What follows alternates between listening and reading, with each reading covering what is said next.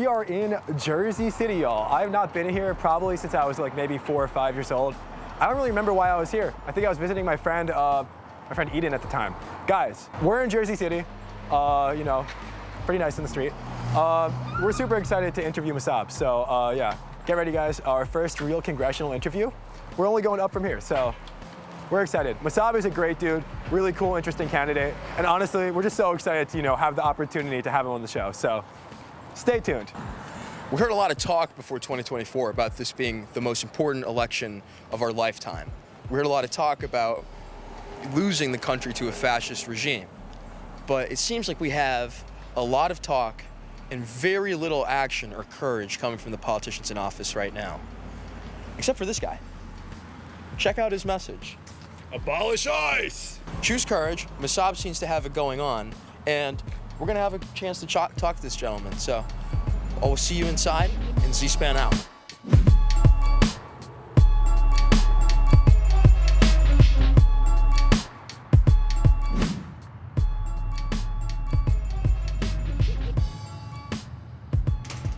Folks, welcome to the first real Z-Span interview. It's a pleasure to be here with Mussab Ali, a champion for young people and for the working class. And a proudly non-APAC sponsored candidate. And so we wanted this interview to kind of be more of a little bit of a calm space. I feel like you get hammered with policy questions a lot of the time. But Mussab, I mean, you've been in elected office since you were 20 years old. I mean, at some point we got to ask what you like to do as a young guy. So we have to ask the real hard hitters. Yeah. Messi or Ronaldo? Okay, so this is the thing. I personally like Ronaldo more. Fair. Because of the fact that I think he had to work for it, right? Like, I think Messi's like one of those like pure geniuses, right? Like Messi's like, you can never have another Messi because like he was just born with it. Yeah, that's right. This is like the Kobe versus LeBron thing, right? Like I'm a Kobe guy for the same reason. That's right. Kobe had to work for it, right? Yeah. Like Kobe was a killer and he had to work for it. grind, LeBron is like a genetic talent. Like, bro, who else is going to be 6'8", 250 pounds, jumping 45 inches? LeBron didn't need KD and Steph Curry that. I mean, that's true. That's true. But what I'm saying is genetic lottery, right? Yes. Like, versus like Ronaldo didn't actually win the genetic lottery. You look at how hard Ronaldo trains. Messi is like genetically, like he has the mind. Designed. He has the mind to be the best soccer player in the world, right? Yeah. So that's why I appreciate the guys who put in the work. You appreciate Ronaldo's work ethic. That's Exactly. what makes him ahead. That's really cool. That's Yeah. great. Okay. I think one other one. This is a little bit of a culture war issue. This is very controversial, so I apologize in advance. But if you had to pick one, Xbox or PlayStation? PlayStation. PlayStation. Yeah. That's Listen. very fair. The Red Ring of Death. Once you have that experience one time in your life. Oh my God, it was so Once you bad. have that experience one time in your life, you're traumatized forever. I was so scared. That's it. I had like That's three it. You're never going back. Watching the YouTube videos, trying to fix it, I can't come back. There's that method where you put like a warm paper towel on it and it would work for 30 minutes. This is the most illicit criminal thing I've ever done. There was and I apologize in advance, but there was a method where you could put like a warm towel on your Xbox 360 if it red ringed and it would fix it for like 30 minutes. I went to GameStop and turned it in. That's crazy. It's actually so bad. But so another one. So Mussab, you were the youngest elected official in Jersey City history. What was that moment you were like, I'm still 20 in office? What were some of those things where you were still able to at least let loose and be young? I don't know about letting loose and being young. I actually think what was crazy about it is like, so like, you know when you're in high school and you're kind of like, I run this school? You're like a high school senior, you're like, oh, I run this school, right? I'm the top dog. And like, then 2 years later, I'm in school, like, wait, I actually run this school. Like, that was to me like the part that was crazy because your teachers that you're like Mr. Maldonado was one of my Were you teachers. running your own district? I was running my own district. Oh my God. Like my own high school, right? So like my teacher, Mr. Maldonado, right, was like a teacher that I like respected a lot. And now suddenly 2 years later, I'm in the classroom and he's like, oh, Mr. Ali. And a few years later, he was like, President Ali, right? He's like, President Ali, so good to see you. And I'm like, dude, 5 years ago, I was a student, I was Mussab, you know? Like, that was sort of surreal. Like the sort of like the way your age, like sort of, and the time frame between like you seeing yourself as like a student and then suddenly seeing yourself as a leader. Do you feel like it's been harder to like establish yourself due to your age? Do you think that like people, like I guess older politicians or like established people kind of like judge? Yeah, 100%. I mean, so I don't know if you guys saw the news recently. I was banned from schools, right? There's this whole thing. We'll get there. Oh my God. We'll get there. But So stupid. What's crazy is I was giving a speech recently at another protest about this, And I was saying to them, my first ever protest, right, that I like organized was when I was 19, right? And I organized a protest in opposition to a process that had taken place. And I was like, this process wasn't fair because they didn't treat us both equally, right? And when I did that protest, after I finished it, the people I was protesting, I was protesting the teachers union because I was like, they didn't let me interview for their endorsement. I was like, my mom's a teacher. I just graduated your schools. Like, why didn't you let me interview? So they called one of the other opponents and said like, that's so cool that you put that together. And the guy was like, what are you talking about, right? And it was the fact that in their minds, they had infantilized me, right? They're like, oh, a 19-year-old could never be smart enough to put together a protest, right? And you went to Harvard, right? And I went to Harvard, right? But it's kind of like, but to me, regardless of that, right? The idea that like over and over again, I'm always the youngest person in the room, right? Like I'm still, even now, they're still like, oh, what a young guy. It's like 10 years in the game. Yeah. And I'm like, oh, like the youngest dude. And it's kind of funny. Like I appreciate the way like I can fight for our generation, but it is tough, right? Like you're constantly putting yourself forward and saying, look, young people can have opinions. Like young people are smart enough to understand what they want, right? And like, I don't need to be told by an adult what to do. I can form my own opinion about what I want to do. And I think just getting people to understand that over and over again has been, it's like banging your head against the wall, but eventually people start to get it, right? And I think that's been really fruitful. One thing that we see in Connecticut a lot too, because it's a smaller state, now New Jersey is a much higher population, so I don't know if the effect is the same, is we have seniority, or this idea that it's not your turn to run for office because someone else has been waiting longer than you, and there's this huge path of succession. Establishment push. And I feel like our generation is very tired. A lot of people came away with very distrustful ideas of the DNC after 2016 because of this whole politics of now's my turn. How do you respond to those sentiments in the primary process, and how do you really how do you fight for a Democratic primary? Yeah, I mean, I think that I get this all the time, right? People are like, oh, it's not your turn, like it's not your time. And my response to that is like, that's the most undemocratic way to think about things, exactly. Right? Yeah. Like democracy is all about, it's not, you don't get to decide my time, the voters do. And what's been really exciting is watching young voters starting to vote, right? Like changing the way the electorate looks. And what's crazy is if you look at the picture of like the mayor's election, of who voted in 2021 and who voted in 2025, it was literally a flip in terms of who was the highest voting group. It was literally like the young people, right? And to me, like when our generation understands their power, now suddenly it is our time because we are actually large enough combined between Gen Z and millennials to determine the majority of the electorate. We just don't come out and vote. How do you think we can get more young people to come out and vote? I think you have to talk to them. Like, I think you have to speak, and I think you have to like talk to them directly, right? Like make content that touches young people directly. Get them to believe that like you care about their ideas, right? Because we do, right? Like as a young person, I'm like, I live your life. Like I know what it's like to have student loans. Yeah. I know what it's like to be like looking at the job market and saying, man, I applied 1,000 jobs and I got like one response, and then I got to a second round and it didn't work out, right? And like you're seeing this take place as like people in the job market right now. If you are a young man who went to college, the unemployment rate is exactly the same as a young man who went to high school. That's insane, right? You have debt from college and you're suddenly like, wait, this system is not working for me. Like I was scammed. Yeah, I think a lot of young voters feel as if older generations may have pulled the ladder up with them as they went. And I think that now that we're in an inflection point where we're entering life and adulthood and fighting on our own, young people are voting. But that brings about a new frontier to talk about, is that young men in 2024 broke heavily to the right wing. How do you think we can reach young men that have been, I think, appropriately disaffected from lack of representation over the last couple of years in terms of where they've been in the middle class, and how do we bring them back into the fold and help be able to fight off a lot of, I think, the justifications they go to, whether it be migration or whether it be whatever extremism that the cruelties of life right now can push people to. Yeah, I think what we've seen happen is, we've been convincing young men over and over again that like the reason the economy is rigged, the reason that they are not getting ahead is because of some minority group, right? Whether it's transgender, whether it's women, whether it's Muslims, whether it's immigrants, whether it's undocumented people, whatever it is, we've just convinced them like this is the reason you're not getting ahead. Instead of being truthful to them and saying the reason you're not getting ahead is because the people at the top have accumulated so much wealth and they are not redistributing it to the rest of society, right?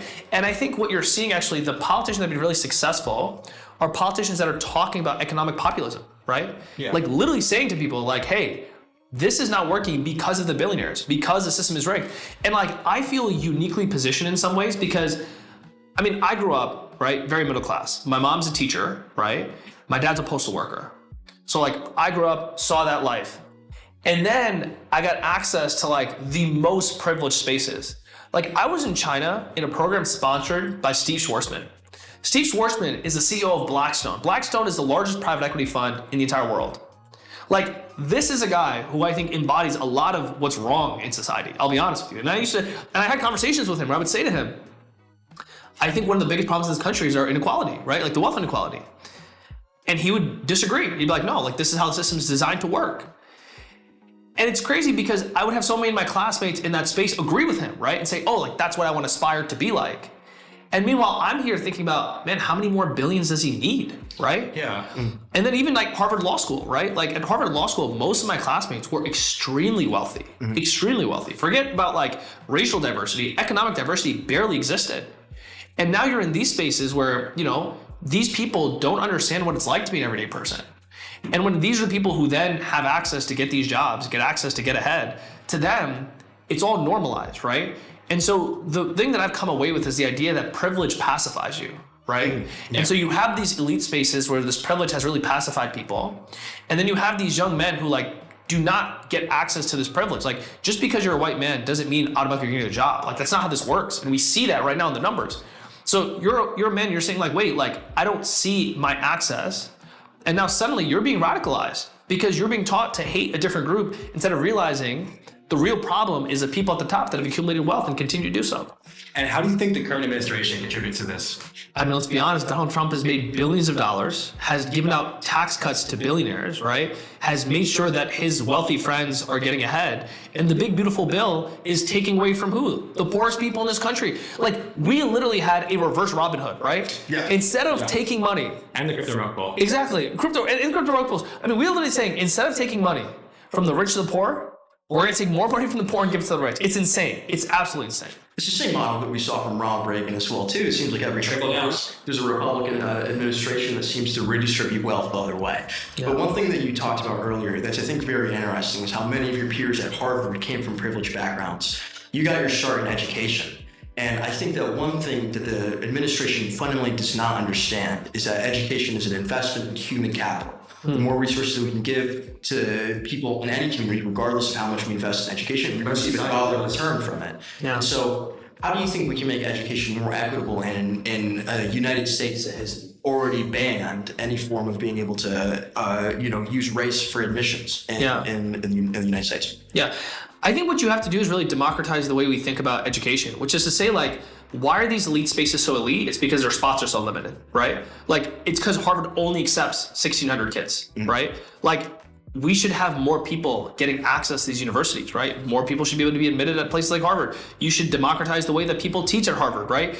And like, to me, the fundamental flaw we've always had in our education system is that it's always become like this zero-sum game, right? That like, there's always someone who's ahead of you. There's always like some rank to climb.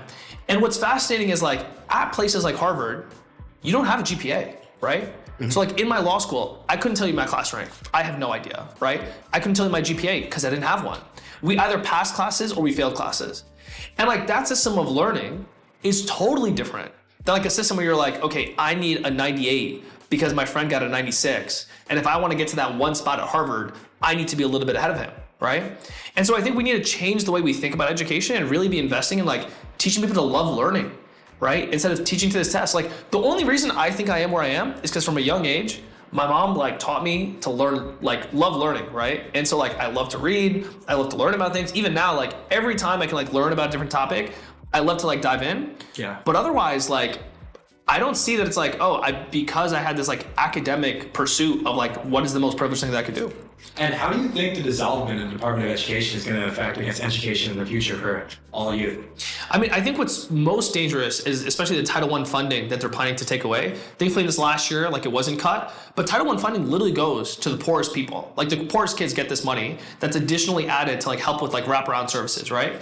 And like you see this over and over again, right? Is like there is a direct correlation between the neighborhood you live in and how well your schools do. And it's because like we live in a segregated society where like if you are higher income, your schools are going to do better because you're going to have more money. And so we need to make sure that there's some sort of balance. That's what Title I is partially responsible for, right? It's like helping make sure we get that federal funding into schools that need it. And I think, again, what it's doing is saying, look, it's sort of like every man for themselves. And I think part of what's happened is on the right, they've sort of adapted this mentality about like social Darwinism, right?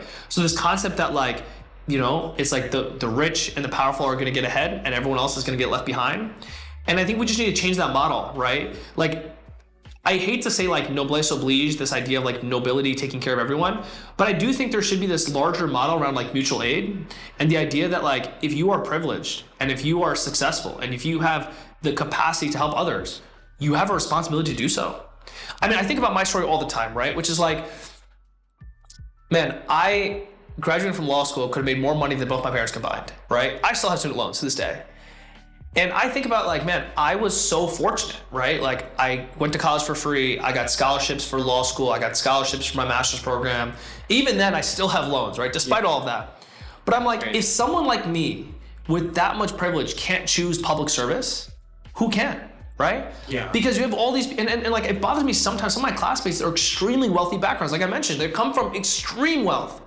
And yet they're like, hey, I need more, right? And like, I need to join this law firm. That's like the elite law firm to make a bunch of money. And I'm like, dude, why are you not giving back? Why are you not making that decision? And I'm like, all right, cool. You know what? Like, it is my responsibility to give back.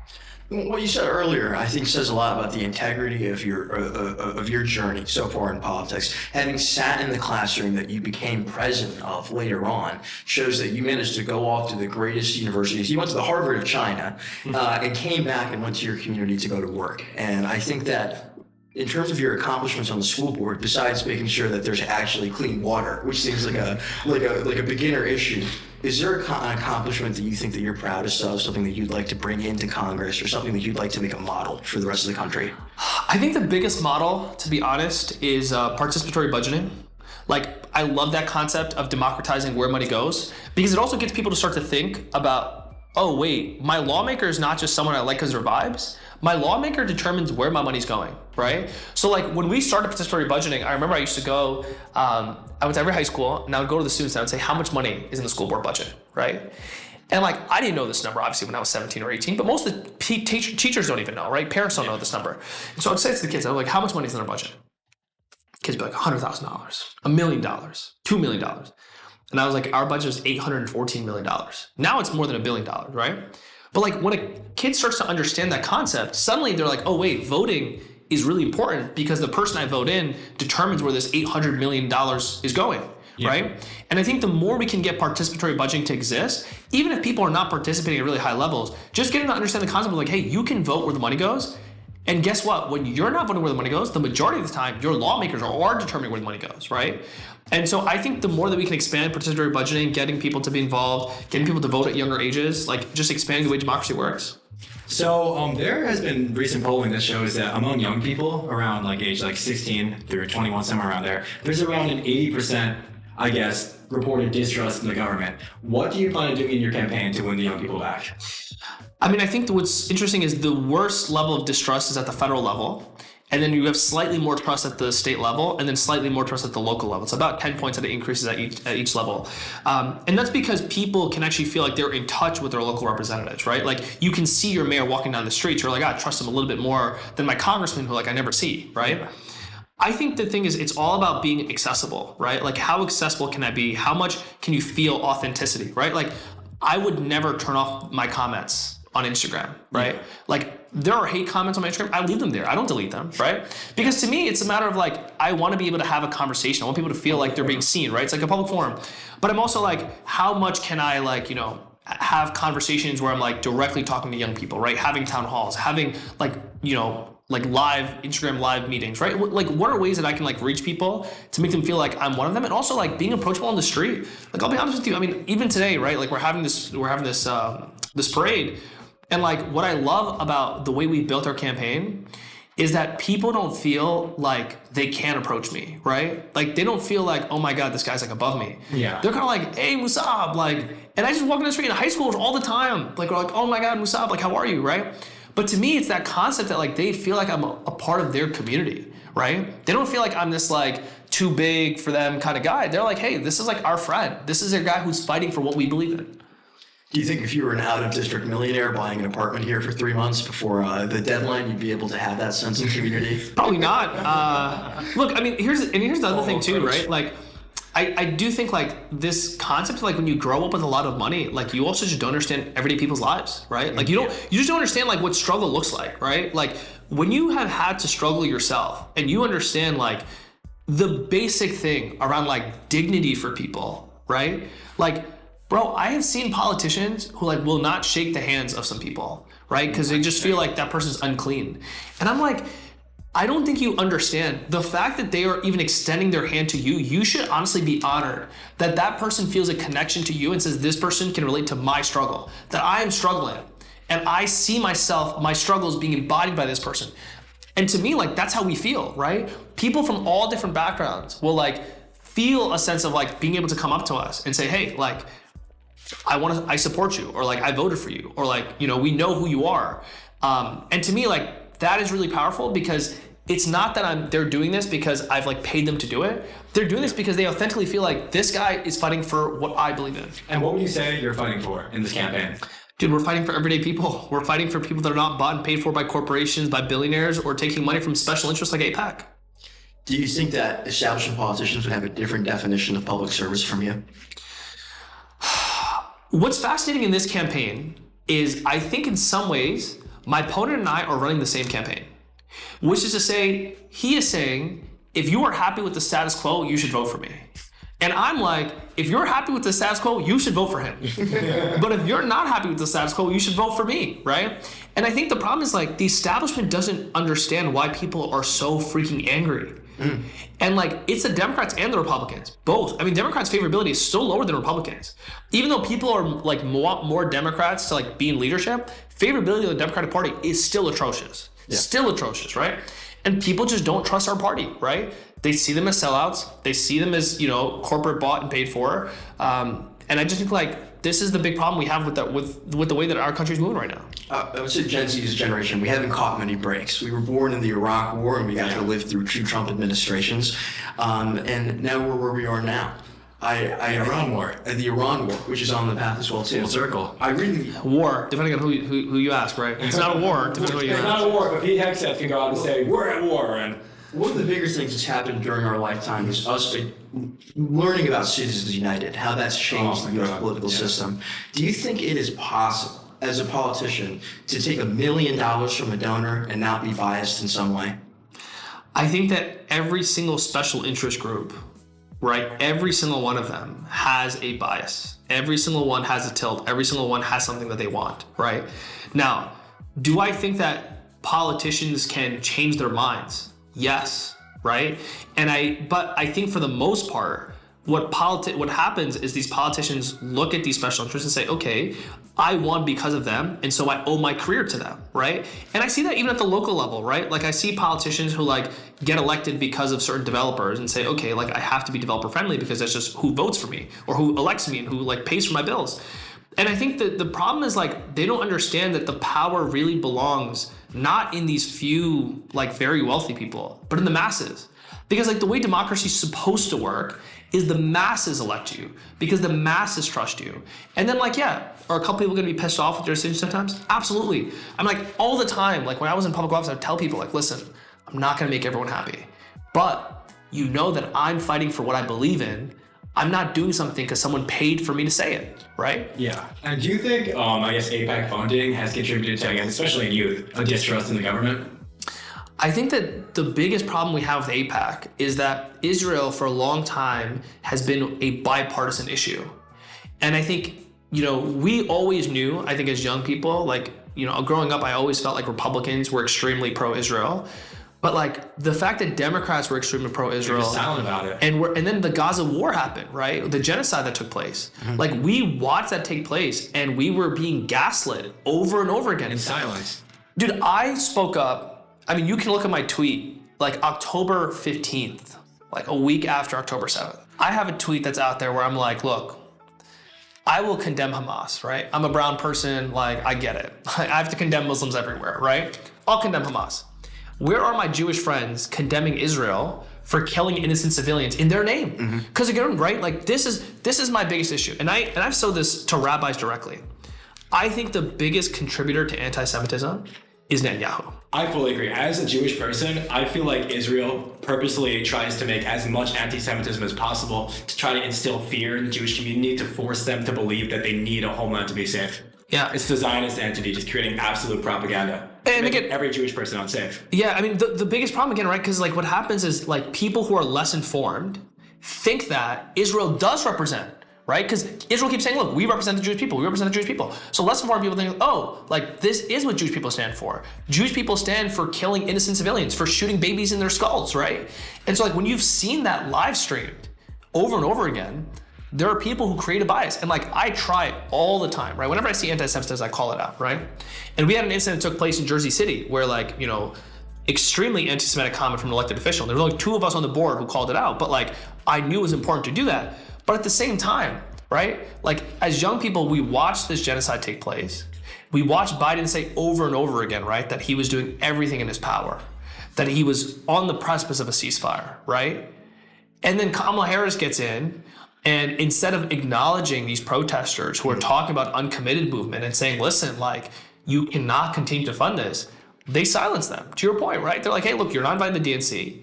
You're not, like, there's that famous quote where she goes, where I'm speaking, right? There's protesters. Yeah. And she goes, I'm speaking. If you want Trump to win, you keep saying that, but otherwise, I'm speaking. You're speaking, you're not listening. Exactly, you're not listening, Exactly. right? You're not listening. And so to me, it's like, I just feel like for the longest time, we have, you know, lost trust in the Democratic Party because of what they've done. Absolutely.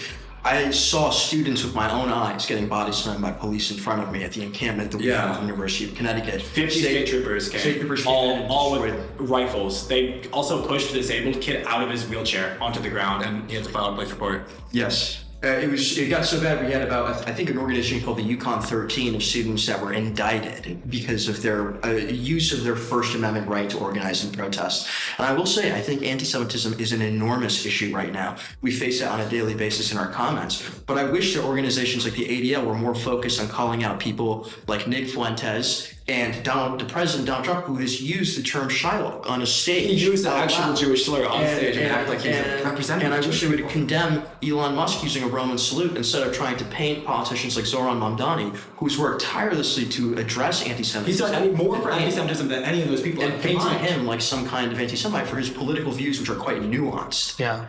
I believe it's unfortunate where we are right now with free speech, but I will say, let's bring it back to something fun for a second. So, Oh, yeah. Mussab, you are one of the youngest people to get elected in the United States. You've gone to Harvard, not only of the United States, but of China. And yet, your personal website's domain name is radishcelery at squarespace.something. Is that right? It's right. Yeah. It is radishcelery7tc.squarespace.com. Is there something behind random? I have no idea. I have no idea. I think that might be.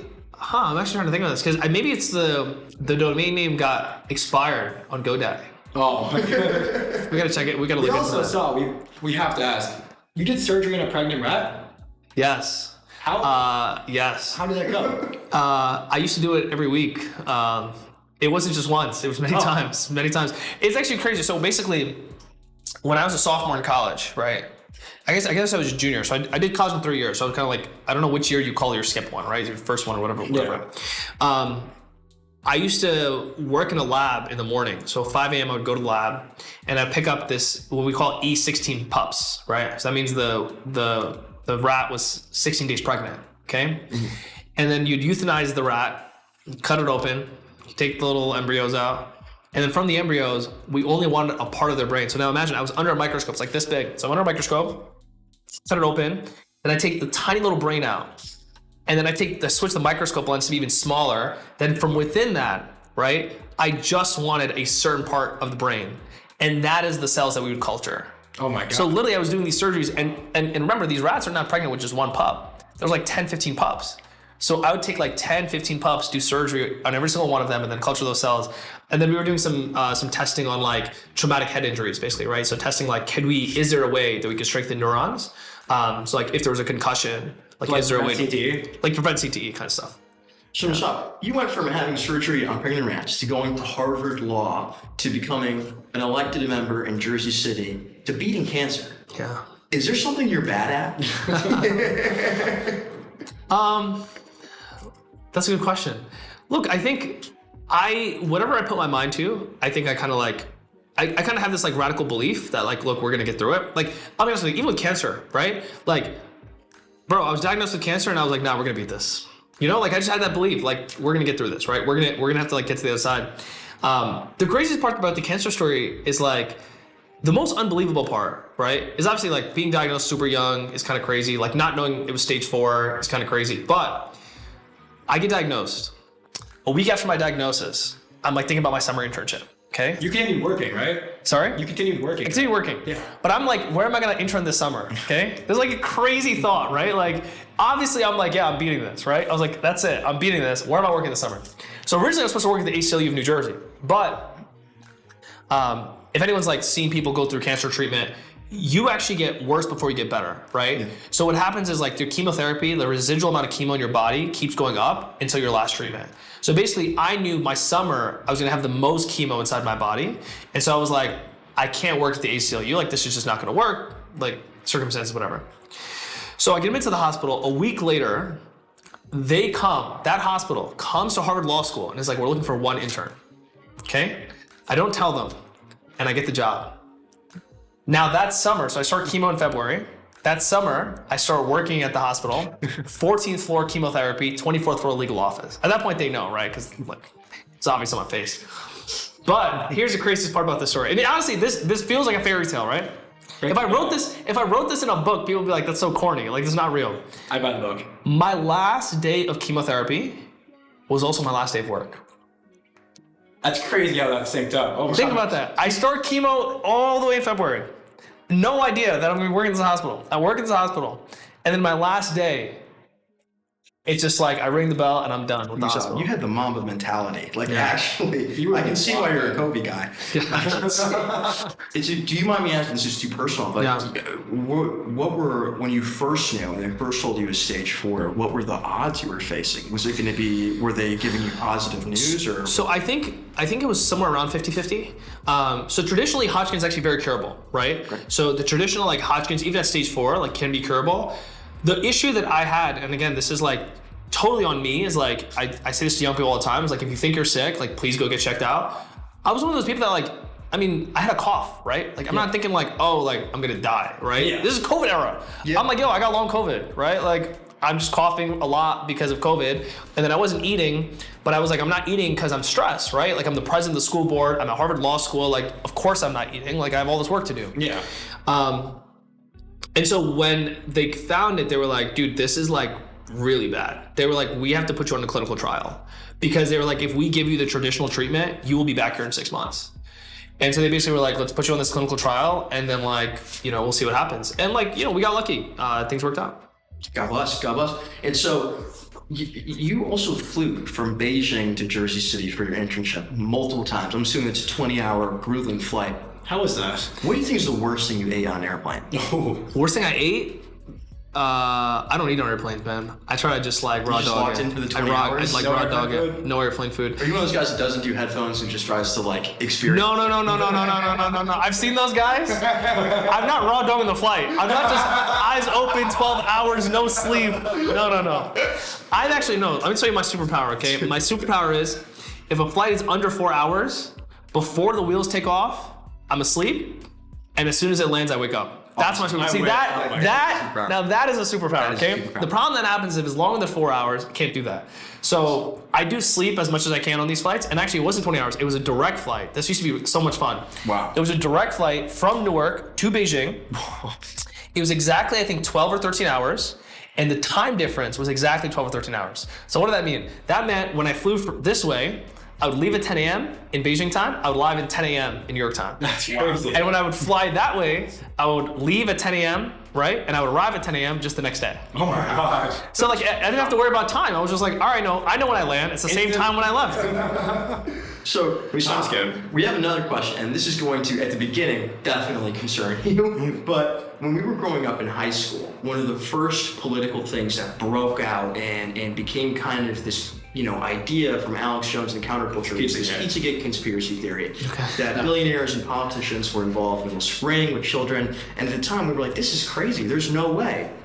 And now it's the president of the United States. So how do we manage a political system where Republicans have seemingly forgotten all the Pizzagate talk and have now become attorneys saying, well, just because he was on the plane doesn't mean Donald Trump. Yeah. How do we even navigate the political system now that we have experienced a controversy about 50 times worse than Watergate with no repercussions whatsoever? Yeah. Honestly, this kind of stuff just really makes me, it actually just really makes me sad, dude, because I think about this all the time, which is like, imagine being the person, right, who like, you believe in this conspiracy theory your whole life, and then like suddenly you find out it's true, but the guy who's your leader, right, like the whole QAnon thing, right, the guy who's your leader is in the middle of it, right? Like, imagine what that does to your psyche, right? Like, you have built so much trust into something that everyone told you wasn't true, and you're like, wait, this is real. And then you find out, wait, the guy that I thought was my champion and my leader is actually the one in the middle of this whole thing. Like, I can't imagine what that does to your mind, right? It must be such like a trip that you like sort of go on. And I don't know, like, I think it's really hard to restore trust. I think it's really hard. Like, there's a lot of like books and research on like conspiracy theorists and like how that forms your worldview and how that forms like the opinions that you make. And I just think like, man, it's hard to like break through these people, but like we just have to rebuild. We just have to start rebuilding real community. Like I think like this whole like loneliness epidemic is what contributes to a lot of people being like, all right, like everything is set against me, like no one is on my side. And like they find solace in like someone else who they can share conspiracy theories with. They're like, oh, like we're all part of the same community, right? Because it feels more inclusive, it feels like a sort of thing. But I think what we have to do is we just have to build more communities, man. We just have to build like real life communities where people can like, break bread over things that we know objectively are true. And do you feel like the average, I guess, youth or just person today is more primed towards radicalism than they were maybe 10, 20 years ago? Well, I mean, just access to information is insane, right? And also like the way that we like have the ability to like put dots together, and also like the way we consume information, right? So like back in the day when you're reading a book, like, okay, people took time to write books, right? It took like months or years to write a good book, and like people are absorbing that as like their primary source content. Now when your primary content is like someone on Instagram who's just telling you like, hey, with a convincing voice and nice edits, right? Like, hey, this is what's real. Okay, suddenly like the bar for like what it takes to be considered factual has totally changed. Exactly. And it's crazy because like on my algorithm the other day, like I was shocked by this. I saw one of these like conspiracy theorist people, right? Who was like, oh, like it's all connected. Like what if I told you the Rockefellers and these families and this thing, whatever. Yeah. And they had 1 million likes. It's crazy. And 1 million likes. And some of the comments were people that I knew being like, yeah, send me this. Like, I want to know more. I don't think people realize that like having access to so many streams of information doesn't actually make you, I guess it doesn't like, there are different studies, does not make the average person smarter. It kind of like limits the amount of news a certain person perceives because everything's kind of tailored toward their biases. If, you're watching the news 10 years ago on cable, you don't really, even if you choose a network, you're still going to see stuff from each side. There's not really any more like nuance or biases. You're only being shown kind of what you agree with now. Do you feel like it's like kind of like a problem? I think the biggest problem is this like polarization, right? Like we just continue to do it. And I'll be honest with you, like I have a burner account that like all I stream is right-wing stuff. Just to like know what they're saying, right? Like I didn't understand like great replacement theory until I was like on these accounts and being like, like white people are Native American. Like that is the central dogma, right? Yeah. And like how would I have known that had I not been in these spaces, and right? Also, it makes it a lot sillier to witness as a minority, inter-minority racism or colorism in our community, which is a big problem with the Hispanic community. It's something that, I face on a daily basis as well, but almost 55% of Hispanic men voted for Donald Trump in 2024. And I think that we're being captivated by this message under the auspices that we may qualify as white as well too. There are people in Nick Fuentes' servers or in his comments having debates over whether or not Italians are white. Or Irish people. I think that it's completely subjective. I would love to see a lot more coordination along Hispanic and Black communities and all forms of minority communities to come together in response to the scourge of racism right now. Jersey City is one of the most diverse cities in the United States. How do you think that your experience being a part of this community has made you not only a stronger American, but also has made you more experienced to take on Congress? Yeah, it's crazy because growing up, I didn't really feel like a minority, right? Like that was the crazy thing about growing up here. And like, this is the reason like I want to raise my kids here is I didn't grow up feeling like I was different because everyone was different, right? And forget the fact that we're also super diverse. We're also like 43% foreign born. And this district is almost 50% foreign born. So when you have that high of a foreign born population, when you're a first generation immigrant, like it is normal to hear people talking in Spanish or Tagalog or Urdu or Hindi or Arabic. And we celebrate that culture, right? Like even the concept, like I remember growing up, you would see like a white girl in a sari, right? And people like, oh, that's cultural appropriation, right? And in Jersey City, we would kind of scratch our heads like, what do you mean? Like, that's normal. We all share culture, right? Because to us, it was the celebration of the culture. It wasn't the appropriation of the culture. And I think we have to find a way as a country to get there, where people are like, we celebrate everyone's culture and what they bring as a part of what it means to be an American, because like, that is what America is. America is the combination of all these people who come together, who bring the best of their cultures right here to this country and make us the place that we are. Absolutely. On that point as well too, about, you know, someone may be wearing a tribal garb or something to fit in, you know. I remember a great many party at my house where my white neighbors were wearing sombreros. But do you think that in 2016, and I hate to sound like Ron DeSantis, we may have overcorrected and gone too far on policing people when it comes to terms like cultural appropriation, Like microaggression. microaggressions, manspreading? A lot of these come from real academic literature that is important. But do you think that this may have had an effect in how we market ourselves as Democrats in a scolding way? And do you think it may have made us a little less appealable to Especially working class class people. Yeah. Working class people? Yeah, again, I think this goes back to like the privilege pacifying point, right? Like when you're in some of these elite spaces, the way that people talk about things, like I'll be honest with you, defund the police, I always said to people, I was like, man, if you are in communities of color, you cannot say defund the police. Yeah. Like people or in these communities are not looking and saying, wow, you know what I really want? No more cops. Yeah. Because like, that is not the way that they think about society, right? They're like, dude, I need people who are providing protection. And like, yes, does there need to be reform in police? Absolutely, right? But having those conversations in academic literature and academic spaces is so far divorced from the way everyday people think about things. Mm-hmm. And I think we need to come to this place where we are more understanding of the fact that different people are coming to things from a different perspective and meet people where they are, not forcing them into where we are. This idea of like, again, what's been fascinating, especially you watch in this last election, right? There's been a complete shift in like who are Democratic voters and who are Republican voters, right? Republican voters used to be the high net worth, right? Well-educated people. Now those are Democrats. And like poor people who are less well-educated used to be Democrats, and now they're Republicans, right? And that to me is the most like jarring shift, because what that's telling you is the party of the working people, which is who the Democrats claim to be, is actually not getting votes from working people. And so you're losing them, right? Because you're telling them like, hey, you didn't go to college, so you don't actually understand this. And like brushing people off, right? Whereas I think what we need to do is like, how do I bring everybody in, right? How do I have this like really big tent where I'm like, hey, like I want you to know, like the starting point we need to come from is I want your life to be better. Mm-hmm. That's our starting point. That's my baseline. I want your life to be better. Now, how do we get there? There's a whole bunch of ideas, right? Like, what are the things that we can work together on to help you understand, like, hey, this is how I want to make your life better, right? Whether it's Medicare for all, right? Whether it's like, you know, abolishing ICE to make sure that they're not picking up your neighbors, right? Whether it's, you know, things around like an AI safety bill, right? Like, how do we do stuff around AI? Like, all those things I think need to exist.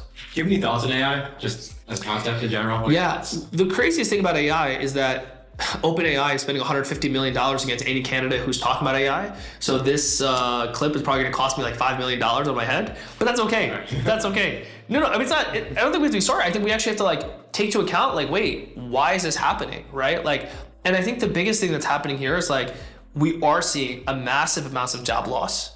We're seeing massive amounts of displacement in the workforce. We're seeing massive amounts of energy that's being consumed, right? And pollution that's being caused by these AI data centers. And I don't think we have a real plan, right? Like, I think regulators are so far behind the 8 ball that they don't understand how to regulate AI. They don't understand what is happening in this universe. And like, I hear from my constituents all the time, like the worries about AI, right? Like, will AI take my job? Like, how are we gonna functionally use AI to be in a society where it's a better society versus like a society where none of us have jobs, none of us have resources, and wealth just gets more concentrated at the top. Because the people who can have access to AI and use it in the most effective means are probably people who have that dispensable time and dispensable income to have people to use it, right? And so I think that, you know, some of the things we need to do is like independent red teaming, right? So what that means is like whenever a frontier model sort of comes out, like there needs to be an independent sort of organization that goes out and says, okay, like what is going on? How's this being used? How are we thinking about this as being used? How are we making sure this is not ending the world, right? This doesn't have like sentient, it's like a sentient being that's like, hey, like we're just gonna end all society, right? Also like making sure that we actually can determine what AI makes what, right? Yeah. So that it's not a situation where like someone's making deepfakes and we can't figure out like how was that deepfake made? What was the model that was using it, right? And I think we need to have like a bill of rights around privacy, because part of what we're also seeing, right, with these like AI companies is they're using AI to like be able to micro target your preferences, your understanding, and your privacy, and strip away your ability to like, you know, talk in a sense where you think this is a private conversation with this chatbot is now being used to like profile all the stuff about who you are. In the modern era of campaigning, what are your thoughts on micro-targeting? I mean, I think everyone micro-targets, right? Everyone is micro-targeting. Everyone's using like Meta and Instagram to like be able to like determine like who their voters are and what they're getting. But I do think the bigger thing here is like, how do we talk to everyone, right? Like our campaign, like yes, had overwhelming support from young people, but like that's not the only people I talk to, right? We talk to people from all different backgrounds. And even now, like we have volunteers, you know, all the way from high school to seniors, right? Because people understand our message is not just for one generation, it's for everyone. Well, on that message about being a real fighter for younger generations, there are unfortunately consequences that people put into place when people try to really represent young people. You did just that. You went to a protest. You actually went went face to face with young people, and the school board decided to ban you from all school property. 6-3. It makes no sense. And so, what's your response to that process? Yeah. And how do you respond to them framing this protest as some politician using kids for a political reason? Yeah, I mean, again, I think it's like, what's really sad to me, actually, if you really think about this, is as an institution, they believe that the product of what they're building is not capable enough to do something like this. And that is such a strike on them, right? To say like, hey, we're responsible for education. We're responsible for putting together the curriculum. We're responsible for evaluating the educators. Like we want students to be the best possible version of themselves.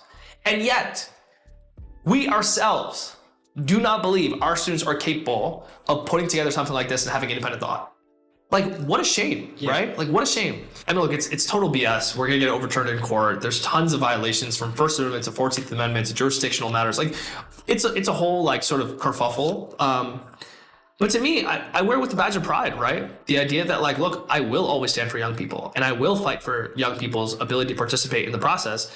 And like, we are not going to allow their voices to be silent. They learn more from doing this protest than they do from their classrooms. I do want to say really thank you for that. I was a student activist all throughout my years in high school. We still are here in college. And when people look at the barriers student activists have and why things don't happen, it's because I've called far too many politicians that I've voted for, that I've campaigned for, that didn't show up for us when we needed them at that time. And you did just that. And thank you. And I hope that your record reflects that you did. Thank you. I mean, I will say just on this point too, like, you know, I went to a lot of the encampments, right? So I was at the encampment in Columbia, I went to GW for an encampment, I went to Harvard's encampment.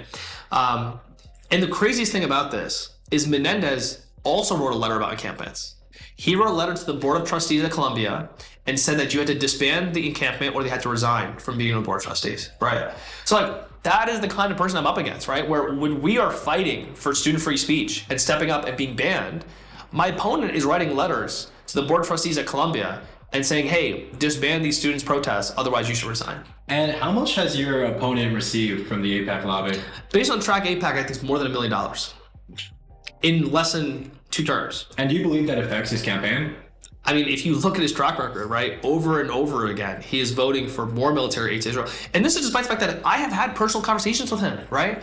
And like, we're on the record fighting about this, right? When the thing at Columbia happened, I put out a tweet where I called him out and I said, hey, you're so quick to call it an occupation at Columbia University, you won't call out the occupation on the West Bank, right? Yeah. Forget Gaza. Like, even what's happening in the West Bank, all the settlers that are going out, breaking international law, right? Like, at that time, I was like, you're not even gonna call that out. But particularly when it came to Gaza, right? I would say to him over and over again, I was like, you know what is happening. Like, you're not blind to this. And I remember one time him literally saying to me, like, you know my situation. Which to me is saying, like, you know I'm bought and paid for, man. Why are you trying? Like, we don't deserve to have representatives who we cannot trust what they're saying because they're bought and paid for. Like, that era is over. How do you feel like super PACs have smeared the American political process? I think we've given immense amounts of powers to billionaires, right? And these big corporations, when they are able to spend unlimited amounts of money on behalf of their favorite candidates, they have the capacity to like push down on everyday people. They're pushing down on, you know, the way that people perceive information, right? And I remember this happening, you know, even back in 2016 when I was running for Board of Education, like people would just get so much information. And then at some point, like, you just believe it's true, right? Because you just keep seeing it over and over again. But I think what's happened over time is I think the electorate has actually started to wise up, and they're starting to be like, you know what, like, maybe I shouldn't believe everything that I see online, right? Like, maybe there's something deeper to what's going on here. When Robert Menendez gets paid, do you think it's by direct deposit or gold bar? The father obviously did take gold bars. The son, I think, probably takes... Would you care to elaborate what the father did for people who are uninformed? Yeah, I mean, the father has been on trial multiple times. In 2018, got away with a hung jury, which is extremely rare, right? But then in 2024, was on trial and was convicted for, you know, he was charged as a foreign agent. Right? He was acting on behalf of the government of Qatar and the government of Egypt and being paid out in gold bars and Mercedes-Benz and cash. When they showed up at his house, by the way, he just had so much cash. I think it was like $750,000 in cash, okay?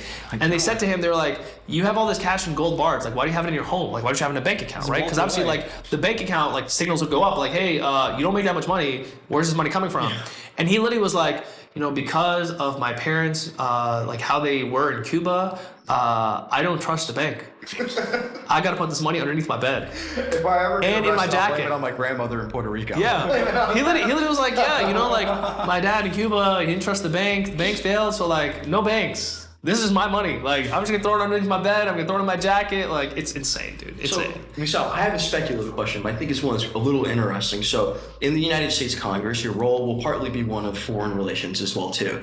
You got an experience of education in the United States. You got an experience of education in China. Now, these are countries that have been on two very different paths. In the last 20 years in the United States, our political system has been one defined by right-wing populism. In the last 20 years in China, they've had a technocratic government system, which hasn't been perfect, but many of us have seen the progress being made in China, and often it's astounding. Housing. Do you think that medical developments. In our current political establishment right now, they're on path to outpace us based off of what you've seen? That's a difficult question, man. I mean, I think there's pros and cons to the way that China operates. And I think there's also pros and cons to the idea that, like, you can't trust the information that comes out because it's not independently audited, right? So, like, even when I was in China all the time, like, you would have companies that would show balance sheets that were like, oh, this is a really successful company. Didi is a great example, right? Didi was like the Uber of China, and like tons of investors in it. Wiped away, right? Got crushed. Luckin Coffee, another company that like was supposed to be the Starbucks of China, and like boom, investors got crushed, right? Because the way that they do their information is like the government has a role in some of these investments, and like they're basically lying about some of their revenue reports, right? And this is like a big problem that takes place in China. I think that there are a lot of places that they have outpaced us, right? So like when it comes to the way that they build, I mean, like you guys have seen the videos, man. They build a hospital like a day. Yeah, the housing. Right? Like it's insane, right? They're trains. I mean, you're on a train that's going 300 kilometers an hour. I mean, here, man, good luck if you're going 25 miles an hour. How is the public infrastructure there? I mean, because there's so many people that are living on top of one another, like it is very deliberately built as like an urbanist like environment where people can get around without cars, on bikes. I mean, biking culture there is enormous, right? Like all the time. Like I would ride bikes all the time, right? Just going from one place to another place. Like it'd be the most convenient thing is like take the bike, then take the train, and now here I am, and everyone's sort of walking around. And I think here, like we're just so car centric that like that is just like what dominates our lives. But at the same time, look, I think that what's funny is I think we were sent to China, right? Many of us were sent to China to learn more about China. And also probably to walk away a little bit more like pro-China, like probably, right? I wouldn't say like that's directly this towards an objective, but I would say like, you know, you're living in this really nice campus, you're having a really good time, they're paying for everything, right? I would say I think most of us actually walked away more anti-China. in the sense of like, would I want China to rule the world? I think the answer is absolutely not. Right? Like all your messages are being under surveillance, right? The government constantly knows the things that you're doing. Like the way that they produce information. In America, there's so much information that no one really knows what's going on. In China, there's only one stream of information. That's it, right? So like what was happening in Xinjiang, right? What was happening in these like internment camps? Like if you would ask someone on the street in China, like, hey, what's happening in Xinjiang? They'd be like, what are you talking about?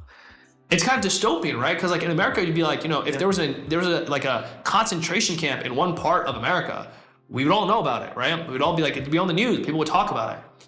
But this could happen in Beijing, right? Like in Xinjiang and in Beijing, people would be like, what do you mean? Do you see? Sorry. Does having seen the state of affairs in China make you a little more worried about the mass surveillance system being built by the Department of Defense and OpenAI?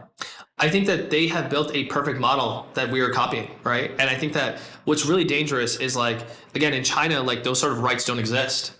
And in America, the rights do exist and now are going to be violated across the board. Right? And I think that is super, super scary of like authoritarian regimes being able to like monitor every single person. And it just goes fundamentally against like what we stand for as Americans. And do you kind of see like a homogenization of media sources? Kind of. I know there are a bunch of big companies that I guess CBS News is an example. It was bought by a Trump-backed billionaire, and now their content and programming has completely changed to kind of be biased towards Trump. Do you see that as like, I guess, a trend that's going to continue happening?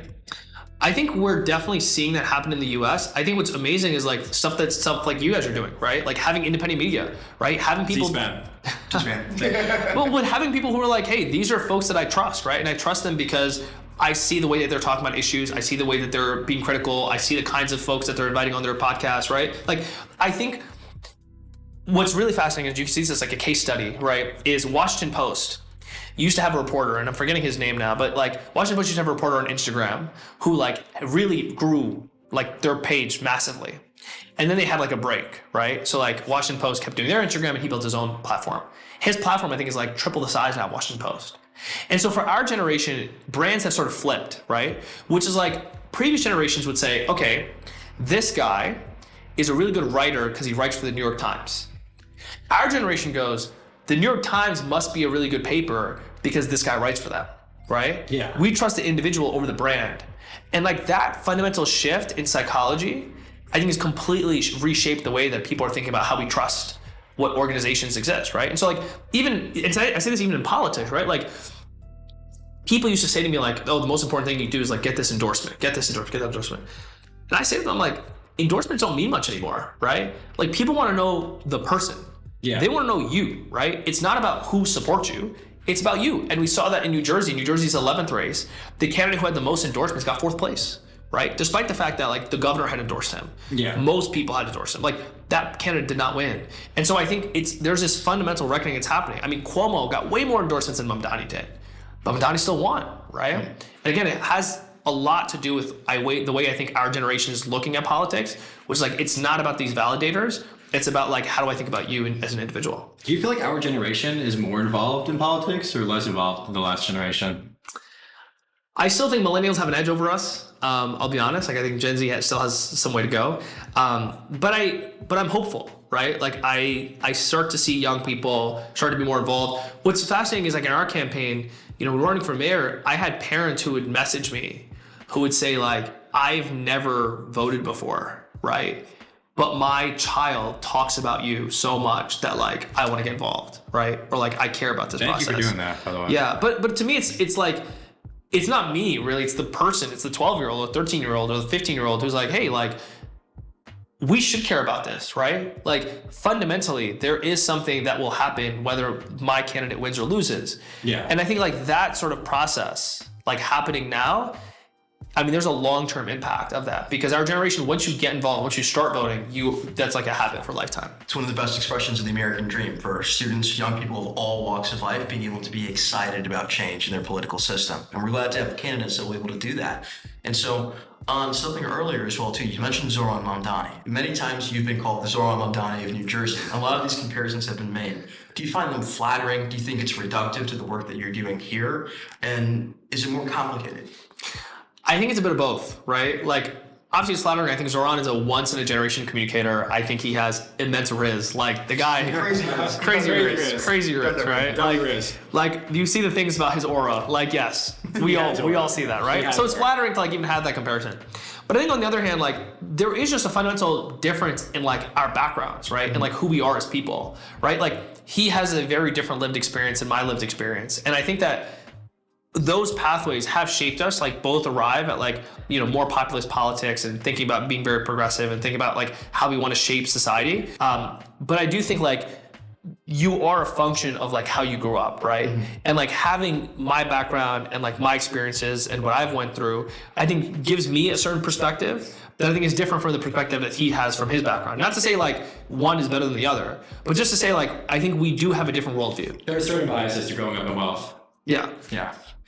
Absolutely. And so one thing as well too, so what's the calculus for this run for Congress? We've seen you be really involved in the community before. We've seen you run. And what makes you think it's the best possible time right now to go up against Menendez? We know that this is a time that young people are begging for any kind of change from the establishment, from basically a lot of what's been ingrained in Congress right now. Do you think a lot of this is based off of the momentum that's been built by young communities? Yeah, I think that what's really promising is watching the elections that have happened and seeing turnout. That is the number one number I look at. So the race in New Jersey is 11th. Like, I called NLA winning, right? And, like, people were, like, on Twitter, like, how did he know that? And the reason I knew, or, like, had a sense of it, is I looked at turnout. And, like, here's the thing, right? When turnout's low, the machine always wins, right? Because their voters know, like, all right, cool, I gotta keep my job, right? Like, I know these people, like, we gotta vote. But when turnout's high, who's voting? It's the people who are inspired, right? The people who are like, I don't traditionally vote, but I need to vote this time. And that voter is not the voter that's voting for the establishment, because you're not voting because you're like, I love my establishment, right? Like, people are pissed. People are pissed, right? No one's like, yo, I love Chuck Schumer, man. Like, I really got to make sure I get out for him this time, right? I didn't come out last time, but this time, Chuck Schumer, I need him, right? So to me, like, when I see this turnout across the country, I mean, even in Nida Alam's race in North Carolina, right? I was looking at those turnout numbers. I mean, massive amounts of increase in turnout. Keep in mind, Valerie Foushee is part of the Congressional Progressive Caucus. She has signed the Block the Bombs bill, right? She came out openly when she won and said, like, I'm blocking aid to Israel, right? Openly. Like, even then, there was massive amounts of turnout. And so I look at that and I say, like, there's a moment in our country right now where, like, people are paying attention and people want something different. Even in Jersey City, right? Like, we had a 53% increase in turnout from the last mayor's election. Wow. 53%. That's insane numbers. Insane, right? I thought you were way out tracking your Yeah. But, like, to me, like, what that's signaling is that saying very clearly, like, hey, voters are excited and they want something different. And for me, like, look, I look at our incumbent congressman and I just say to myself, like, I just don't think he's fitting the bill, right? Like, he is not meeting the moment. He is somebody that has continuously let us down, and he's someone who, like, plays it safe, right? Yes. I think we need somebody who's, like, willing to stand for what's right because it's what they believe in, not someone who's like, all right, this is poll tested, this looks good now, right? Like, when we announced our campaign, we said abolish ICE. Menendez at the time would not say abolish ICE. A couple weeks later, he's like, hey, I want to abolish ICE too, right? Yes. And it's like, to me, it's like, I understand the kind of congressman he is. When we were supporting Anna Lilia, like, I was on TV the day while the election was happening, they asked me, and I said, I'm going to support Anna Lilia. That's my wing of the party. A day later, after she won, he's there like, oh, look, that's my congresswoman, right? To me, it's like, people see the difference in leadership, right? We are running a campaign that requires courage. A campaign that is very much saying, look, we are going to stand up against special interests, against the forces that are trying to, like, just dismantle this country and our democracy. And he very much, like, is an incrementalist, right? That's like, okay, like, if it's okay for me to say it, I will say it, but I will never be the leader. I think it's impossible to have an incrementalist in the face of someone like Donald Trump. In 2024, I think a lot of the reason why voters, specifically young people, are very upset is 2024 was accurately explained to us as an inflection point for democracy in the United States, fundamentally. If we do not resist now, this will be the end of the American project, potentially as we know it. And our response was Democrats posting long essays on Twitter about Donald Trump. And the unfortunate thing is we came off a little embarrassed as well, because our organization, a lot of what we've done has been about getting young people in office. We felt that maybe it was perhaps the Asian Congress that created this divide. And here we are with the only person who did, frankly, anything during the State of the Union being Al Green, who's 78. And so it's endearing, it's refreshing to see someone whose intent is to fight, go into Congress and be able to actually take on what is potentially a threat to the American democracy. Yeah, I mean, look, that's why we make those videos about Trump directly, right? Like, I think about this all the time, right? Is like, man, my career started because of Donald Trump, right? Like, Donald Trump has one quote about Jersey City, which is, I remember watching thousands of people celebrate on the rooftops of Jersey City during 9/11. I mean, he's directly talking about my community, right? Because the next day he's like, yeah, all these Muslims were celebrating in Jersey City.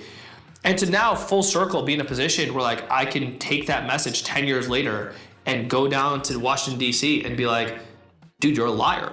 Like, this is who you've always been. This is what you represent.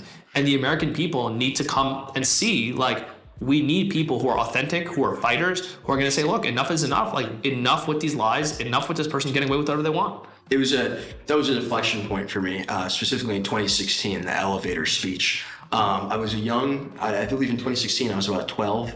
And, you know, I was obsessed with politics. My hero at the time was Barack Obama, which has changed. But at the time, he was the president. He was a speaker. He was an inspirational person. And I see what eventually became the Republican nominee calling my people rapists and murderers and thugs. And, you know, I felt a lot of solidarity on that point. And I think that it's interesting to see someone that's come from a real diverse community be able to come up and give an actual attack on Donald Trump and what he said. 100%. I mean, look, I think that for a lot of us, politics changed fundamentally in 2016, right? Like, what was normal in 2016, like in 2015, was no longer the normal, right? Like, the ability to like jab your opponent directly, the like guardrails coming off on politics. I mean, like, we see this on X all the time. Like, what people feel emboldened to say is insane. Like, I don't recommend politics to a lot of young people because I say, listen, like, you need some real thick skin. I'm lucky, right? Like, I started when I was a teenager, so I was like, all right, I'm used to this. Like, it is what it is. But like, if you're starting today and like you read some of these comments and you get wrapped up in like what they say about you, it's tough, man. It's tough. Yeah, there's a lot of hate online. A couple hundred a day. Well, one other thing as well, too, is you're a cancer survivor. This is an experience that's been very personal to you. How do you think that the president's recent cut of more than $300 million from cancer funding in the United States is going to affect communities? Yeah, I mean, again, I literally made it because of a clinical trial, right? Like, literally, they said to me, if you do the treatment that is traditional, you're not going to make it. So, like, we need to put you on this clinical trial. And, like, how are clinical trials funded? It's funded majority through the government, right? Like, literally, the majority of our resources are not coming from philanthropic donors. It's coming from our government that's saying, like, hey, this is how we advance our drug policy. This is how we advance pharmaceutical industry. This is how we get us to a position where, like, we can be healthier as a nation. And it's really saddening because, you know, you think about cancer, to me, is like one of the worst diseases because it's your own body beating itself up, right? Like, this is not like a foreign-born sort of thing that comes into your body. It's not some foreign bacteria. It's your own cells that are literally just expanding at such a rate that they just deplete all your energy and eventually kill you. And to have a president that doesn't recognize, like, we need these investments, because the people who really suffer, again, is going to be everyday people. Because if you're a billionaire who can afford, right, to have some of the best treatment in the world, like, yeah, you can try stuff yourself, right? You can try to cheat time, like, you can keep trying. But, like, everyday people need these advancements. Like, had I not gotten that, I wouldn't be here. Yeah, my dad passed from cancer, and we had to do all those. Sorry to like, hear that, no, it's okay. Yeah. We had to do all those like GoFundMe's and everything, just like crowdfunding and like just raising money. What is your thoughts on the kind of like GoFundMe welfare state we're kind of in right now? You kind of have to like fund your own medical treatment. There's all the kind of will paint it as like, you know, like a wholesome story of like a child getting $100,000 towards their treatment, but they weren't able to like get that to begin with. What are your thoughts on that? I mean, again, dude, it's kind of like you have to display your trauma in order to get any sympathy. And again, it's this like aspect of like, how much is your humanity worth, right? Like, basically, what are they doing on GoFundMe? They're saying like, okay, this person's humanity is worth $5 and this person's humanity is not worth $5. And to me, like, that's just fundamentally against what the government's supposed to stand for, right? Government is supposed to be there to fight for the people who are the least fortunate. right? There's a whole idea of like the tyranny of the majority. Like government's supposed to be there to say, hey, look, like these are people that really need our support. So we're going to pool our resources together to help them. This is like the least powerful people. And I often say like, those closest to the pain should be closest to power, right? Like we should give the ability to those people who need it. And instead, like people are just displaying their trauma and saying like, look, I need your help more than this next person. And their humanity is sort of on sale, right? Of like what we're going to do about it. And like the reality is like, it's not an individual case, right? Medical debt is one of the leading causes of bankruptcy across the country.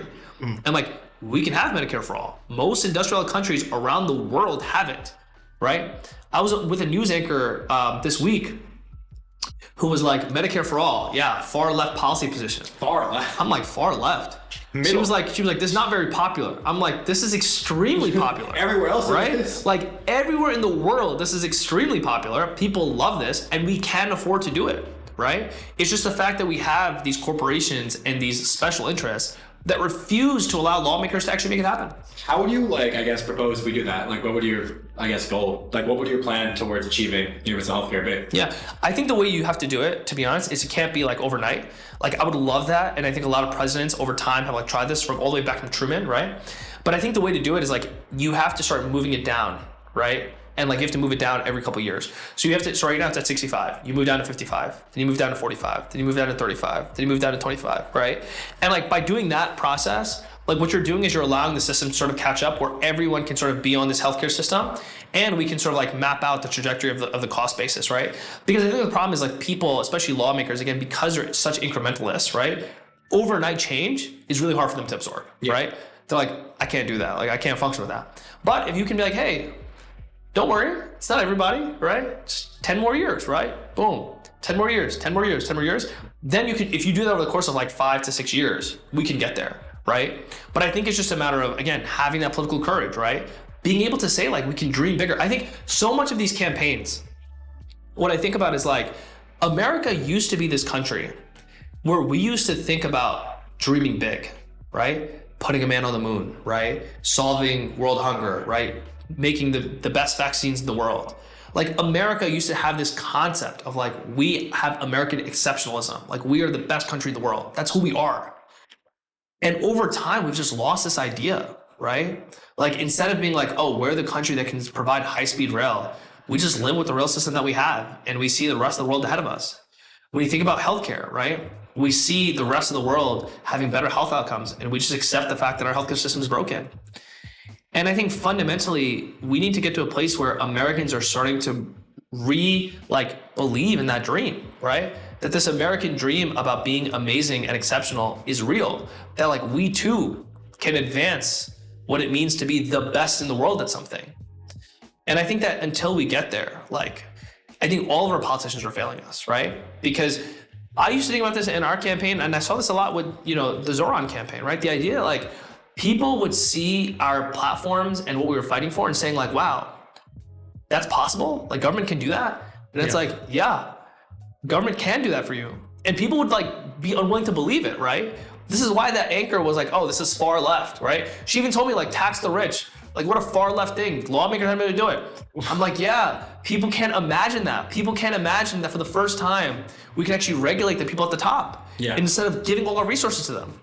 Yeah, I think definitely, I guess the drop in corporate tax cuts during Reagan and post-Reagan definitely messed up, the future generations. It's unfortunate because we're at the second Reagan now. At least how we feel. Yeah. The first destroyed the middle class for us in our generation. I think that's something that's a political story that needs to be publicized a lot more. The second is ensuring that we'll never be able to get it back unless we take action right now.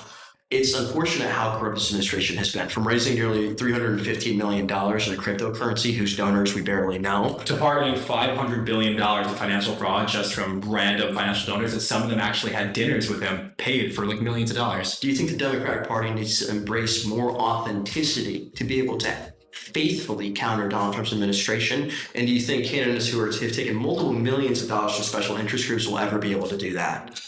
I think their Democratic Party needs to say very clearly, like, we don't accept money from corporations. I think it should say very clearly, like, we don't accept money from organizations like AIPAC.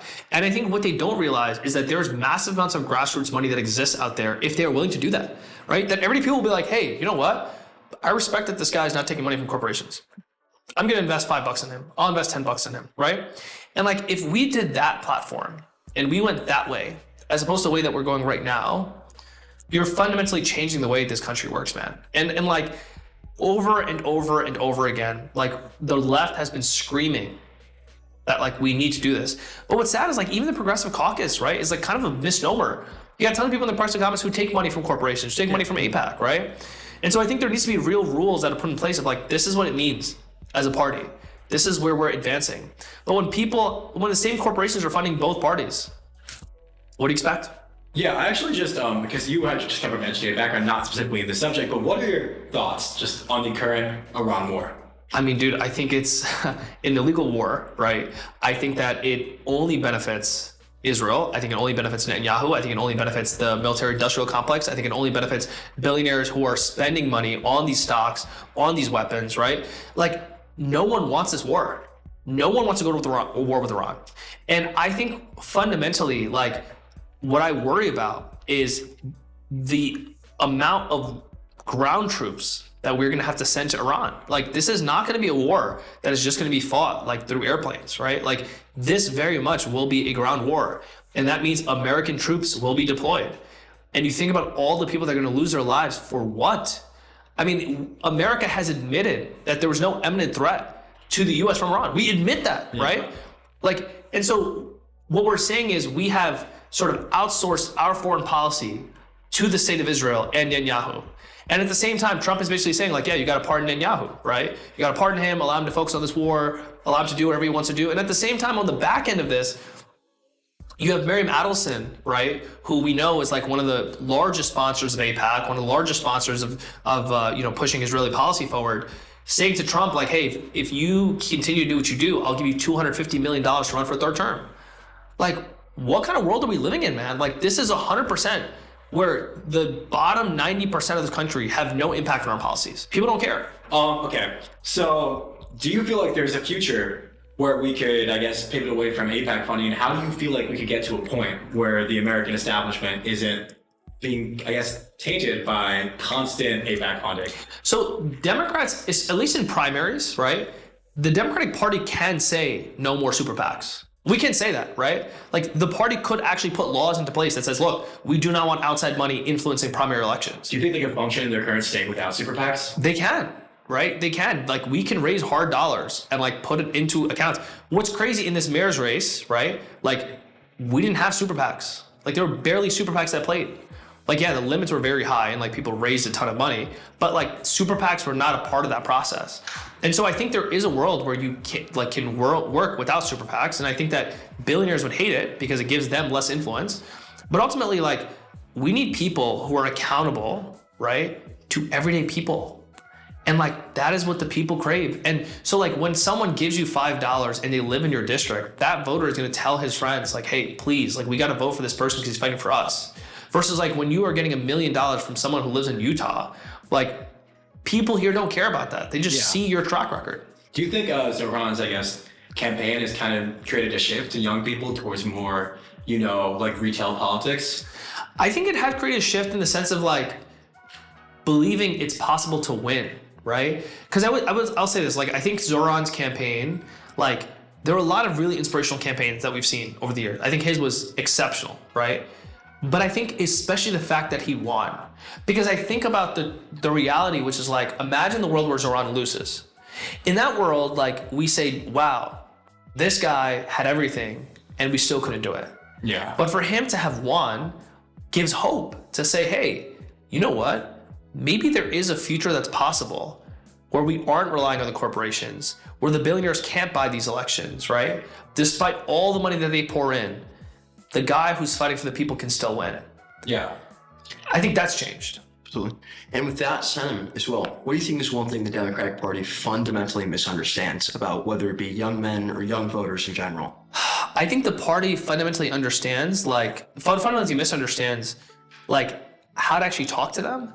I think that they think if you just drop memes, like, people will be like, oh, this is great. Like, this guy has motion, Like, just because you Gen Zify your language or like use memes or use trending audio doesn't make you cool, right? Like, that's not cool. Especially supporting the same establishment. Exactly, right? Like, what is cool is policies that talk to our generation about the things that we're facing.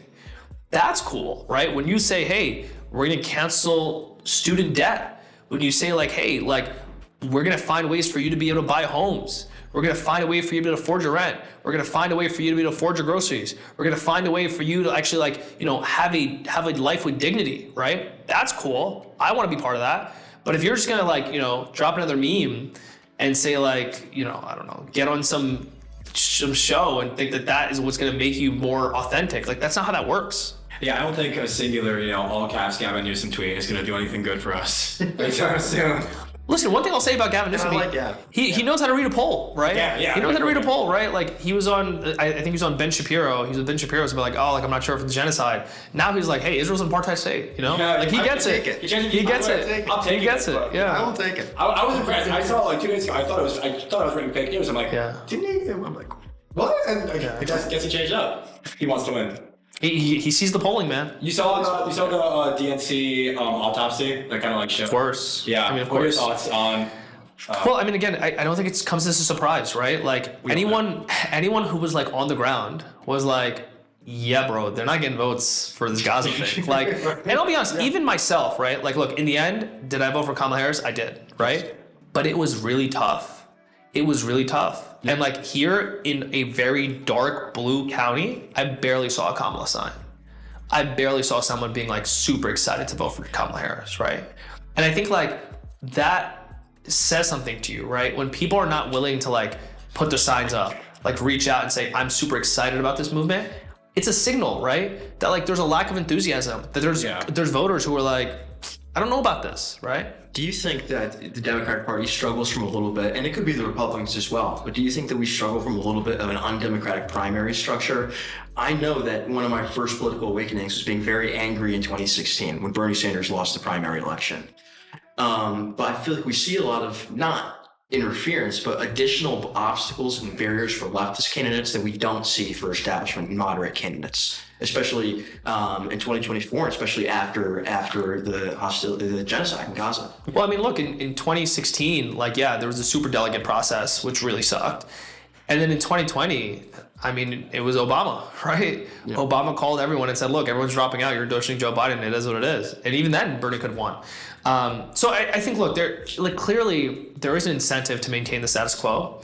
And I think the biggest issue here is like, we need to find a way where we can really build consensus around candidates and make it like democratize this process, right? Even like the order in which they like choose states. To me, it's fascinating. Like, why is Iowa first, right? Like, why is it that we pick a state that is not representative of the majority of this country as like one of our first states?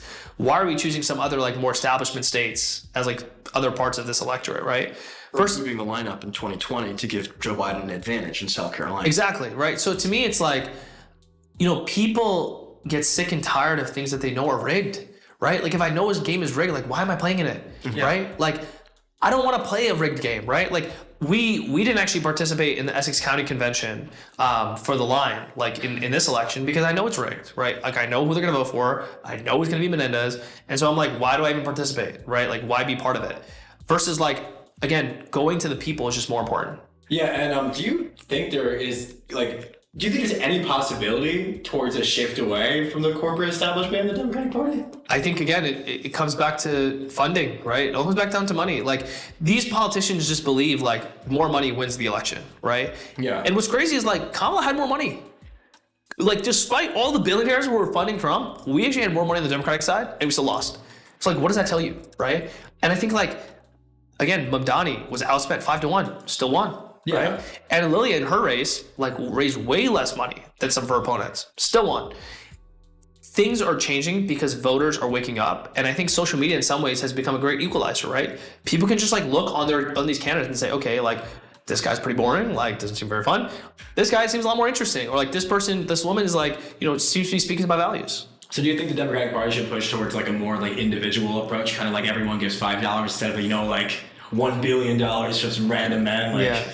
I mean, the problem is we have the, you know, we used to get those Nancy Pelosi tweets like, the world will end unless you give me $5, right? Yeah. Oh my God. And like, that's not the way to do this. But I think the way to do it is to like speak to the policies of the people, to be organizing, to be in communities, to be in rooms where like you're talking to voters who don't traditionally vote for you, right? To get voters who have never voted to start believing in the process. And like, that's how we change this country. Like, you are not going to change this country by just continuing to do what we've done. You're going to change this country by getting people off the sidelines, voting, participating, who have never done that before. We just saw this in Texas, right? In Texas, James Talarico got more votes in a primary than anyone since Obama or Clinton. Like, that's huge, right? We're in a midterm cycle. Like, for someone to get more than 1 million votes in a primary and for that many voters to come out, it shows enthusiasm, right? It shows voters who have never been involved saying, hey, this is important. I'm going to care about this. And like, what would your, I guess, approach be towards reaching those independent voters who don't typically, I guess, either, choose an affiliation towards either side or I guess even show up to voting in general? Again, I think this goes back to like, how do I talk to them? How do I make them feel like their voice matters? How do I make them feel important? And how do I make them feel like they're being listened to, right? Yeah. Like, the secret sauce in politics is just talking to everyday people. Like, just go outside, talk to people at the bus stop, talk to people at the grocery store, talk to people who are taking transit, talk to people as you're hitting. Like, that is, to me, how you determine what the solutions are, right? Yeah. And like, it is mind-blowing how many people will tell you exactly how they feel, right? Like, I was at this parade today, just talking to a whole bunch of voters, right? Hey, how are you doing? What's going on? Like, I'm running for Congress. What are things that are in your mind? And people talk to me about the Iran war, and they talk about Israel, and they talk about AIPAC, right? It's shocking to me because like 2 years ago, AIPAC was whatever, right? Like, the person who ran against Menendez at that time didn't mention AIPAC because they want AIPAC to come after them. But like, now it's like this, people know, like, hey, this is a organization that should register under FARA because they are representing not American interests, but foreign interests. Yeah. Do you think there's been, I guess, the overall shift, I guess, in public sentiment towards Israel? And do you think their reputation is, I guess, at a point where it cannot be redeemed? I don't know if it can never be redeemed again, but I do think there's been like a fundamental damage. I think Gallup for the first time showed that more of the American public, like the sentiment is towards the Palestinians versus the people of Israel. And that's across Americans. Among Democrats, I mean, the numbers are outlandish, right? In terms of pro-Palestinian, right? It's 80-20 last time, right? Yeah, it's like 80-20. And then also AIPAC's numbers are horrible. I think in New York City, the numbers for AIPAC is like 93% unfavorable. Like, your opponent's got $1 million from them, so that's... Yeah, and he doesn't disavow them, right? But the craziest thing to me is like, okay, if he was smart, he'd say, okay, look, like, I took it in the past, right? The Valerie Fouché kind of like, look, I took it in the past, but like now, I'm a changed man, right? Like, that's not who I am. I don't believe in that, right? And he's had some interesting votes where like, I'm like, okay, like I can see him trying to position left. It's fascinating. He's not a progressive, right? And on record, he calls himself a moderate. When AIPAC endorses you, AIPAC has two categories: progressive for Israel and like just moderate for Israel. He's in a moderate for Israel camp. Like, that's what they endorsed him as in 2024. December of 2025, right? We're talking about 2-3 months ago. One of his last donations was from AIPAC directly. AIPAC PAC, not even one of the bundlers, right? AIPAC directly gave him money. What that signals to me is like, he also understands he cannot get donations from real people, right? Like, and I get it. Like, if I got a text from a Robert Menendez, right, being like, hey, give me money, I'd be like, bro, are you not in jail? You know what I mean? Like, what do you mean, bro? Like, you have to hold on to at least one bar. Yeah. Well, what I mean is like, people can't even differentiate between the junior, right? Like, if I just saw Robert Menendez, right? Hey, it's Robert Menendez. Like, I just got off the Senate floor or on the House floor. Like, I'm back in Jersey City. You'd be like, bro, what? You're not in Pennsylvania? Yeah, no, like, I thought you were in FCI Florence. It's tough, man. It's tough. What are your thoughts on, I actually seen a report, but I read a couple of worrying statistics about, I guess, AI taking the majority, like 10 to 15 years down the line. I don't remember, it was either the CEO of Palantir, one of those companies talk about, like, genuinely plan on taking like 60 to 80% of, I guess, average retail jobs in the next 10 years. What are your thoughts on that? How do you think that'll impact America? I've always been a big believer in UBI, right? Universal Basic Income. Like, I think that we have to shift away the way that we think about how people sustain themselves, right? Because if AI is going to take away so many jobs and people are not going to be able to participate in the workforce, like, we can have two choices. We can either say, okay, all this productivity that's being created, we put it into the hands of the billionaires and just make them trillionaires. Or we say, okay, all this productivity that's being created, we recycle it back into the economy by giving everyday people like $3,000 a month, $5,000 a month, whatever it is, right? We sort of determine an amount and we give this to everyday people. And the founder of this, who actually implemented this, is not Andrew Yang. I know some people think about the Yang dividend. It's actually Michael Tubbs, right? So Michael Tubbs, who's the mayor of, God, I'm forgetting his town.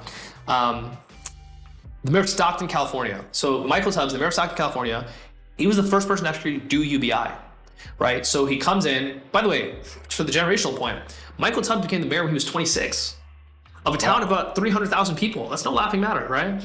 So Michael Tubbs gets in. One of his college roommates is Evan Spiegel. He's the founder of Snapchat, right? So he gives him like a loan, or gives him like a grant, right? He's like, hey, you should do something cool with this. He gets some other people to give him grants for different cool projects that he does. And one of his projects is universal basic income. He goes to families and he says, hey, here's $500, spend on whatever you want, right? But like, in the end, we're gonna track like what you spent it on. But like, no strings attached, do whatever you want. And like, what do these families spend this money on? They spent it on groceries, right? They spent it on paying their rent. They spent it on, just like basic essentials. And it showed, right? Like, hey, like this is something that's real and that works. And we've seen that model throughout the country where mayors are starting to do UBI.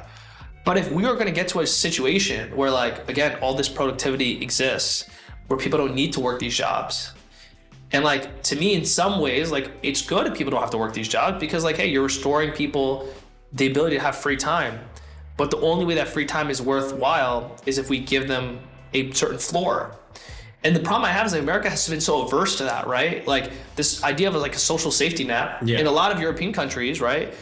That exists, right? Yeah. People are like, I want to take care of people at the bottom, like make sure they don't fall. In the US, there is this very much mentality, right? That's why we don't have universal health care, right? Of like, fight for yourself. Fight for yourself, right? Don't want no handouts. So just because it's about 5, I know this is the time frame that you gave us, but do you have a final message you'd like to leave with the young men who are going to watch this? I would say, and women. Young men and women. Well, look, I would say this. I think like for our generation, again, there just has to be a fundamental shift about how we think about the American economy, right? And that is to say that America is wealthy enough for all of us. Like it truly is. There is enough wealth. There's not enough courage, right? There is enough wealth. We have a man who is about to be a trillionaire. Like the concept of that is insane. Insane. From the start of humanity to now. If I was giving you, $100 every day, you still wouldn't make that much money, right? It took a million years. Like, I can't even like conceptualize 1 trillion of anything. You're talking about Elon Musk? Elon Musk, and right? He started his work as an apartheid emerald hair. I mean, again, it's just, to me, it's like, look, we have to be very deliberate about rethinking, like, what does it mean in terms of wealth? Because I understand, like, when you're younger, you're like looking at these Instagram reels of everyone with a Ferrari, everyone with a Lamborghini, what color's your Bugatti, right? Like, but the truth of the matter is, there is enough wealth at the top. We just need the courage to redistribute it. And so we need to elect people who are saying like, that's what I'm gonna fight for. And I know like, it's frustrating to hear like, that's not gonna happen overnight, but like, fundamentally, like we need people who are organizing all across this country who are saying this message and reshaping the way people think about things. Like I think the problem is billionaires have put us into this scarcity mindset of like, hey, only one of us can get ahead, right? That's why I hate this idea of like, class rank and GPAs and things like this, because it fundamentally makes us believe like, oh, there's only one person who gets the job. But the reality is like most of us, the majority of us, the vast majority of us are qualified to do these jobs. It's just like these constraints that have been placed because the people at the top are like, okay, I'm only gonna advance a couple of people. And then if I show everybody else that there are rags to riches stories that exist, they're gonna believe that that's possible. If they just work hard enough, it can happen, right? But that's not true. That's not how that system actually works. And so I think the overall theme that I want people to understand, again, the wealth exists, the courage doesn't. Let's get some more people with courage. Thank you so much for speaking with us. And C-SPAN endorses Mussab Ali for Congress fully.